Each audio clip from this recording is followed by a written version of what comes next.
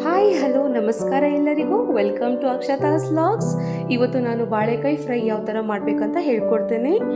So first ಮಸಾಲೆಯನ್ನು fry ಮಾಡ್ಕೊಂಡ್ಬಿಡೋಣ. 1-2 tablespoon of ಆಯಿಲಲ್ಲಿ ಒಂದು 3 ಈರುಳ್ಳಿನ ಹಾಕ್ತಾ ಇದ್ದೀನಿ. ಅದು ಬ್ರೌನ್ ಆದ ತಕ್ಷಣ ತೆಗೆದಿಟ್ಕೋಬೇಕು. ಹಾಗೆಯೇ 1-2 ಟೇಬಲ್ ಸ್ಪೂನ್ ಜೀರಾ. ಸೊ ಅದನ್ನು ಚೆನ್ನಾಗಿ ಫ್ರೈ ಮಾಡಬೇಕು. 1 ಕಪ್ ಡ್ರೈ ಕೋಕೋನಟ್ ಅಂದರೆ ಒಣ ಕೊಬ್ಬರಿ ತಗೊಂಡಿದ್ದೀನಿ ನಾನು.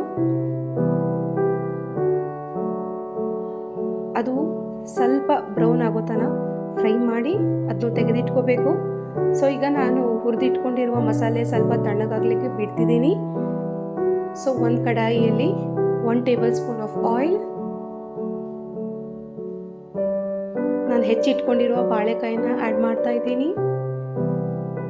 ಒಂದು ಅರ್ಧ ಸ್ಪೂನು ಟರ್ಮರಿಕ್ ಪೌಡರು, ರುಚಿಗೆ ತಕ್ಕಷ್ಟು ಉಪ್ಪು, ಸ್ವಲ್ಪ ನೀರನ್ನು ಹಾಗೆ ಚಿಮುಕಿಸಿ ಅದು ಎಣ್ಣೆಯಲ್ಲಿ ಚೆನ್ನಾಗಿ ಬಾಳೆಕಾಯಿನ ಫ್ರೈ ಮಾಡ್ಕೊತಿದ್ದೀನಿ ನಾನು. ಒಂದು 2 to 3 ಮಿನಿಟ್ಸ್ ಬಿಟ್ಬಿಡಬೇಕು,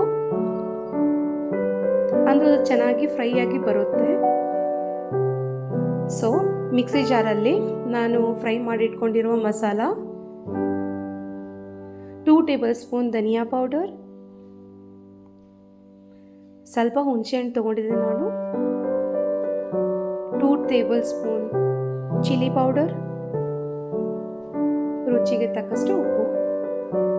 ಇದನ್ನು ಮಿಕ್ಸ್ ಮಾಡಬೇಕು. ಸೊ ಈಗ 5 ಮಿನಿಟ್ಸ್ ಆಗಿದೆ, ನಾನು ಶಿಫ್ಟಿಂಗ್ ಮಾಡ್ತಾ ಇದ್ದೀನಿ. ಸೊ ಅದೇ ಕಡಾಯಿಯಲ್ಲಿ 1 table spoon of oil. So ಈಗ ನಾನು ರುಬ್ಬಿಟ್ಕೊಂಡಿರುವ ಮಸಾಲಾನ ಆ್ಯಡ್ ಮಾಡ್ತಾ ಇದ್ದೀನಿ.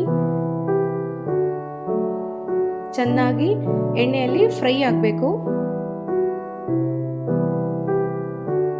ಸೊ ಈಗ ನಾನು ಅರ್ಧ ಲೋಟದಷ್ಟು ನೀರನ್ನು ಆ್ಯಡ್ ಮಾಡ್ತಾ ಇದ್ದೀನಿ.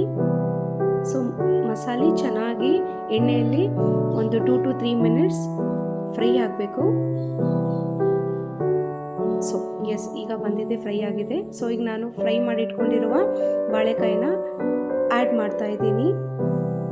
ಸೊ ಮತ್ತೆ 2 to 3 ಮಿನಿಟ್ಸು ಸ್ಟೀಮ್ ಕೊಡಬೇಕು. ಸೊ ಈಗ ಬಾಳೆಕಾಯಿ ಸವಿಯಲು ಸಿದ್ಧ. ಇಷ್ಟವಾದರೆ ಲೈಕ್ ಮಾಡಿ ಮತ್ತು ಸಬ್ಸ್ಕ್ರೈಬ್ ಆಗಿ. Thank you.